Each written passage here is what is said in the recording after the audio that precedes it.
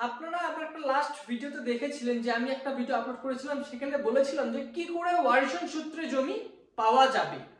মানে মায়ের জমি হোক বাবার জমি হোক, আপনি কোন আইন এবং কোন প্রক্রিয়াটা অবলম্বন করলে আপনি আপনার সেই অংশের জমি, যেটা আপনি ওয়ারিশন সূত্রে মার অংশ বাবার অংশ থেকে পেতে পারেন। তো সেই টপিকের উপর আলোচনা করেছিলাম। এবার সেখানে আমার এক বোন প্রশ্ন করেছে যে যদি সে ভাই কাগজ না দেয়, জমির কাগজ, এবার সেখানে আমি বলেছিলাম যে জমির কাগজটাও কিন্তু আপনাকে সংগ্রহ করতে হবে। তো তারই উপর সেই প্রশ্ন ছিল, সে বোন বলেছে যে যদি সে জমির কাগজটা না দেয় সেক্ষেত্রে তার করণীয় কি, কি কোন প্রক্রিয়ার মাধ্যমে সেই কাগজটা পাওয়া যেতে পারে, বা সেটা হতে পারে বাবার দলিল অথবা মার দলিল। তো সেই প্রশ্নেরই উপর আজকে আমার এই টপিক এবং আলোচনা। আপনারা যদি সেই কাগজ ভাই না দেয় অথবা জোগাড় করতে পারছেন না, তো কোন প্রসেসে আপনি সেই কাগজটাকে, সেই দলিলটাকে আপনি পাবেন, অথবা আপনার বাবার অথবা মার নামে যে খতিয়ান অথবা মিউটেশনটা রয়েছে সেটা দিয়েও কিন্তু আপনি সেই দলিলটাকে বের করতে পারবেন। তো কি করে পারবেন? আপনারা যারা যারা বাংলার ভূমি বলে একটা অ্যাপস আছে, অথবা আপনারা অনলাইন পোর্টাল বাংলার ভূমি লিখেও যদি সার্চ করেন, সেখানে আপনার বাবার অথবা মার যেই হোক, আপনার যার জমির কাগজ দরকার, এবার আপনি যেহেতু সেই বাড়ির সন্তান ছিলেন, সেক্ষেত্রে আপনার দেখা গেল বিয়ে হয়ে গিয়েছে, তো আপনি কিন্তু আপনার সেই বাড়ির যে আশপাশ এরিয়া আছে লোকালয় এবং আপনার পরিচিত লোকের কাছ থেকেও কিন্তু এটা জেনে নিতে পারেন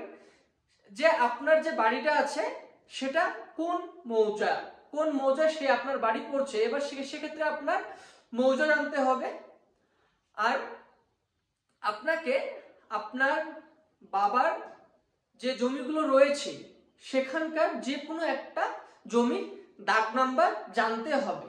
তো সেই দাগ নাম্বারটাই সেখানে প্রয়োজন হবে। এবার আপনি যদি সেই দাগ নাম্বার দিয়ে, এবার আপনি যখন অনলাইনে সার্চ করবেন যে অমুক এত নাম্বার দাগের জমিটা কার নামে আছে, তো আপনি সার্চ করে দিলেই কিন্তু পেয়ে যাবেন যে হ্যাঁ, এত নাম্বার দাগের জমি আমার বাবার এত নাম্বার খতিয়ানে আছে। এবার আপনি যখন দাগ নাম্বার দিয়ে মারবেন সেখানে আপনার খতিয়ান নাম্বারটা পেয়ে যাবেন। এবার সেক্ষেত্রে যদি যখন আপনি সে বাংলার ভূমি অ্যাপসে খতিয়ান নাম্বার দিয়ে যখন আপনি সার্চ করবেন, তো সেখানে সেই খতিয়ানটার মধ্যে আপনার বাবা অথবা আপনার মার নামে কতটুকু জমি আছে সম্পূর্ণ ডিটেলসটা চলে আসবে। তো এটাই হচ্ছে একটা খুব ভালো উপায় যে আপনার বাবার অথবা মার সেই কতটুকু জমি ওনার কাছে আছে, এবার আপনি সেখান থেকে কতটুকু জমির অংশ পাবেন, এটা হচ্ছে বের করার খুব সুন্দর উপায়। এবার আপনি যদি সেখান থেকে আপনি যদি বলেন যে না আমি দলিলও বের করব, তো হ্যাঁ, আপনি দলিলও অবশ্যই বের করতে পারবেন। সেক্ষেত্রে আপনাকে কি করতে হবে? আপনার বাবার অথবা মার যে খতিয়ানটা হয়েছে, এবার যে দাগের উপর খতিয়ানটা হয়েছে, সেটার কিন্তু একটা বিএলআরও অফিস থেকে যখন একটা মিউটেশন করা হয়, তো সেক্ষেত্রে কিন্তু একটা কেস নাম্বার জেনারেট করা হয়। এবার সেই কেস নাম্বারটাই কিন্তু আপনি সেই বাংলার ভূমি অ্যাপস থেকে পেয়ে যাবেন। এবার আপনি যখনই সেই কেস নাম্বারটা পাবেন, সেই কেস নাম্বারটা দিয়ে আপনি সার্চ করবেন। সেই কেস নাম্বারটা দিয়ে আপনাকে একটা অর্ডার শিট তুলতে হবে বিএলআরও অফিস থেকে, যে আমি আমার অমুক কেসের উপর, অমুক কেস নাম্বারের উপর যে মিউটেশনটা করা হয়েছিল সেটা কোন দলিলের ভিত্তিতে করা হয়েছিল, এরকম আপনাকে একটা অ্যাপ্লিকেশন করতে হবে অর্ডার শিটটাকে তোলার জন্য। এবার সেক্ষেত্রে যখনই আপনি বিএলআরও অফিস থেকে একটা অর্ডার শিট পেয়ে যাবেন, তো সেই অর্ডার শিটে কিন্তু সেখানে লেখা থাকবে যে কোন দলিল দিয়ে আপনার সেই বাবার অথবা মার সেই মিউটেশনটা হয়েছে। তো এভাবেই কিন্তু আপনারা আপনাদের বাবার অথবা মার দলিল খতিয়ান থেকে আপনাদের কতটুকু অংশ পাবেন, এতটুকু জিনিস আপনারা নিজেরাই এভাবে কিন্তু বের করতে পারবেন।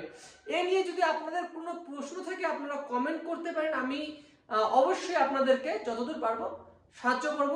আর এই ধরনের আলোচনার জন্য চ্যানেলটিকে ফলো এবং সাবস্ক্রাইব করতে ভুলবেন না।